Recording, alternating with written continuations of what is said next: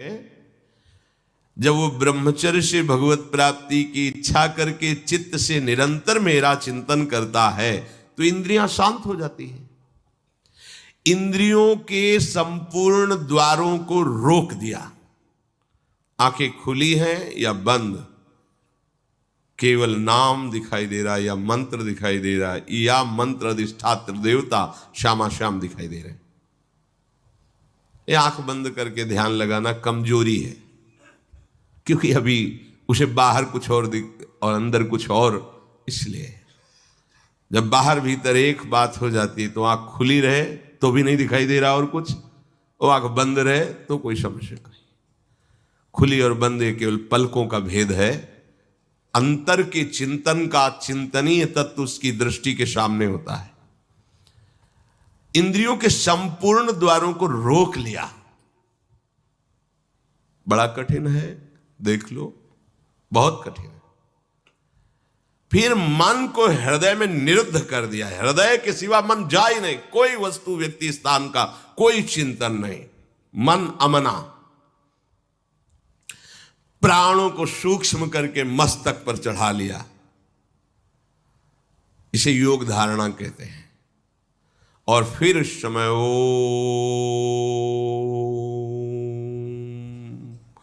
ये भगवान का नाम है ओम, ये ब्रह्म स्वरूप है। इसी से वेदों का प्रादुर्भाव हुआ है। वेदों का जनक है प्रणव ओम, आ उमा, इन्हीं से वेदों का प्रादुर्भाव हुआ है। बड़ी महिमा है ओम की। उद्गीत, एक अक्षर ब्रह्म का मानसिक चिंतन करते हुए माम अनुस्मर, मेरा स्मरण करते हुए वो जब शरीर छोड़ता है तो सीधे परम गति को प्राप्त होता है। आप घबरा जाएंगे नहीं? घबरा जाएंगे ना ये बात सुन के? समस्त इंद्रियों को रोककर, मन को हृदय में निरुद्ध करके, प्राणों को इतना सूक्ष्म कर लिया है कि ब्रह्मरंध में स्थापित कर दिया, और ओम उच्चारण करते हुए ब्रह्मरंध फटा, परम गति को प्राप्त हुआ। ये है शुद्ध परम योगी की गति। इसलिए महाप्रभु हरिवंश चंद्र जो बिल्कुल सरल बात कह रहे हैं और उसके साथ साक्षी भी दे रहे हैं कि ये मैं ही नहीं कह रहा हूं, ये बड़े बड़े महापुरुष कह रहे हैं। आरती मदन गोपाल की कीजिए, देव ऋषि व्यास सुखदास सब कहत निज, क्यों न बिनु कष्ट, क्यों न बिनु कष्ट रस सिंधु को पीजिए।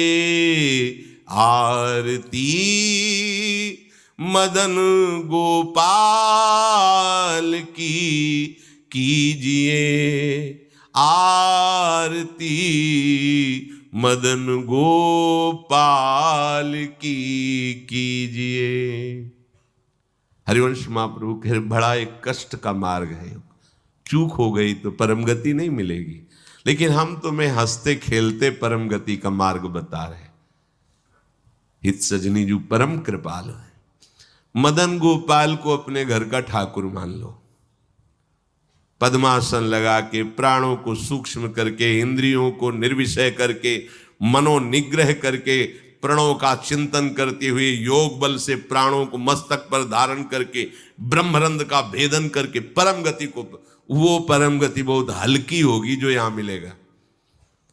इस परम गति को प्राप्त महापुरुष भी महारानी जी के निकुंज में झांक भी नहीं सकते, नहीं झांक सकते। बहुत दुर्लभ रस है ये। क्या करो? बिल्कुल, क्यों न बिन कष्ट रस सिंधु को पीजिए। परम गति यही तो है लालजू महाराज, और कौन है? यही परम पद है।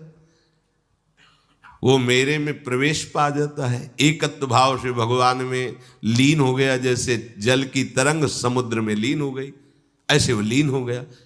यहां का लीन होना अलग है।